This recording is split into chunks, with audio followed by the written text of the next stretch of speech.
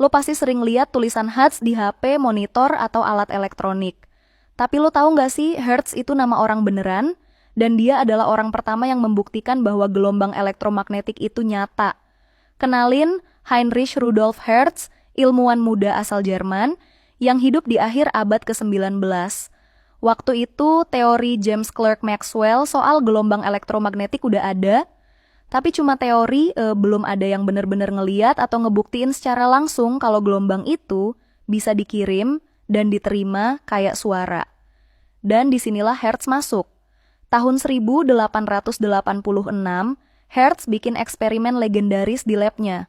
Dia bikin alat pemancar sederhana, 2 elektroda dengan celah udara di tengahnya. Disebut osilator. Ketika alat itu dialiri arus listrik tegangan tinggi, terjadi loncatan bunga api atau spark di celah tersebut.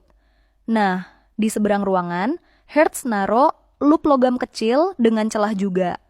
Kalau teori Maxwell benar, maka gelombang elektromagnetik dari alat pemancar tadi bakal nyebar ke ruangan dan harusnya bisa bikin bunga api kecil juga di loop penerima itu.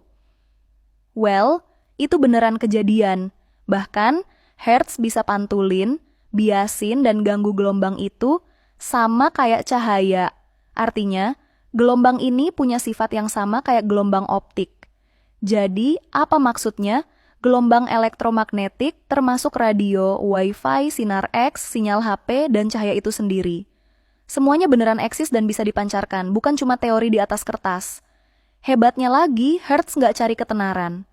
Dia bahkan bilang, penemuan ini nggak akan punya aplikasi praktis. Padahal, dari eksperimennya lahir teknologi radio, TV, radar, Bluetooth, bahkan jaringan 5G hari ini. Dan karena jasanya luar biasa, nama dia akhirnya diabadikan sebagai satuan frekuensi, Hertz, atau dalam penulisan satuan Hz, yang kalau diartikan 1 getaran per detik.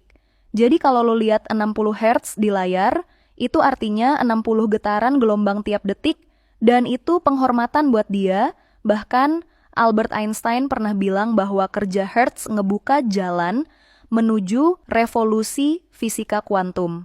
Gokil kan? Kalau lo suka kisah peneliti yang mengubah dunia dari dalam lab kecilnya, jangan lupa like dan follow, biar kita lanjut bahas ilmuwan-ilmuwan gila lainnya di dunia listrik and gelombang.